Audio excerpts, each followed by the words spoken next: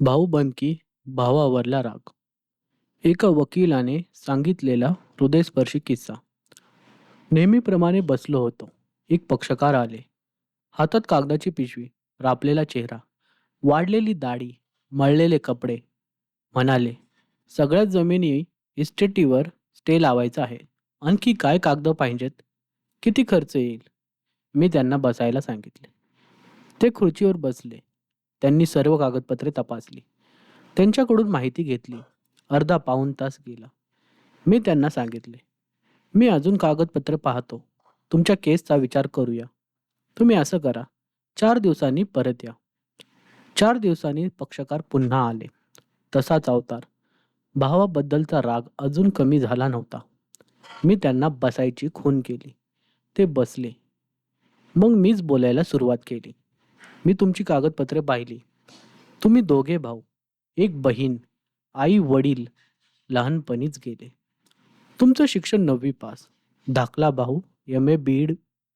तुम्ही भावाच्या शिक्षणासाठी शाळा सोडली. रानात लंगोटीवर राबला. नेवरा दाजीच्या विहिरीवर दगड फोडली.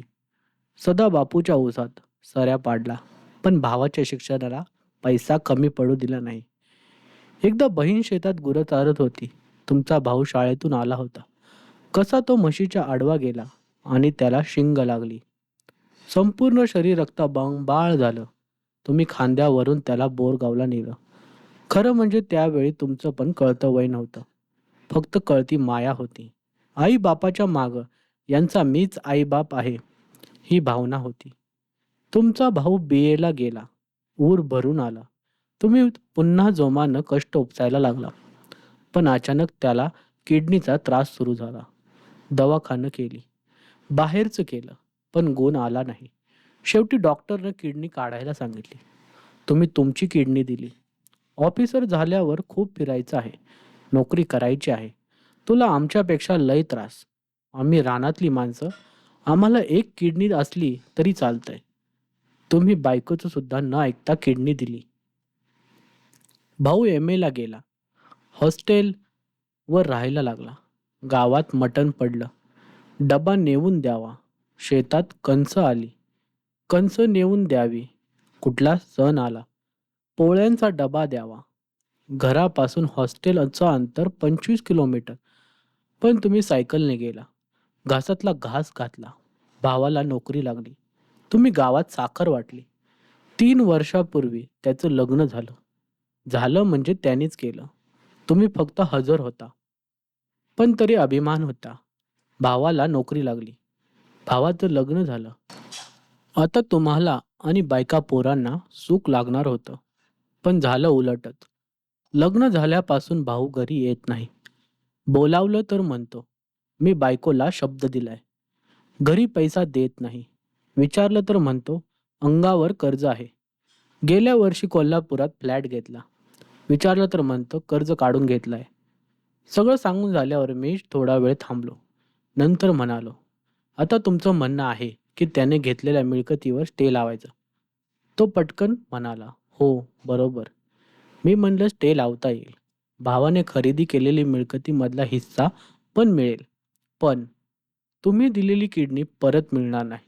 तुम्ही भावासाठी आटवलेलं रक्त परत मिळणार नाही. तुम्ही त्याच्यासाठी खर्च केलेलं आयुष्य पण परत मिळणार नाही.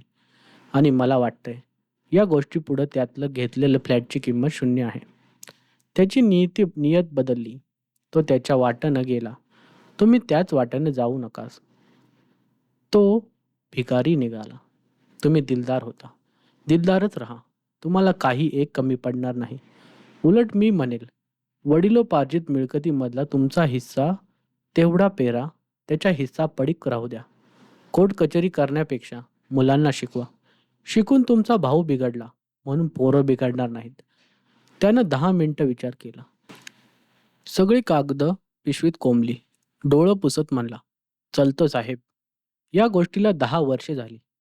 परवा तो पक्षकार अचानक ऑफिसला आला. बरोबर गोरा गुमटा पोरगा. हातात कसली तरी पिशवी. मी म्हटलो बसा.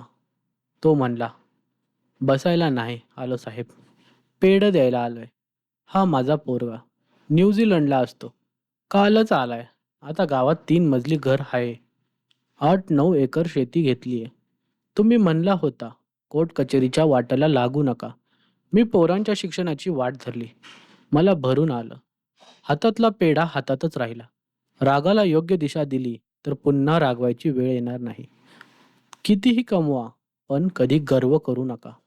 कारण बुद्धिबळाचा खेळ संपल्यावर राजा आणि शिपाई शेवटी एकाच डब्यात ठेवले जातात.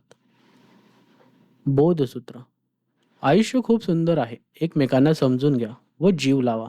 हाक तुमची साथ आमची असं असावं. रागाला योग्य दिशा दिली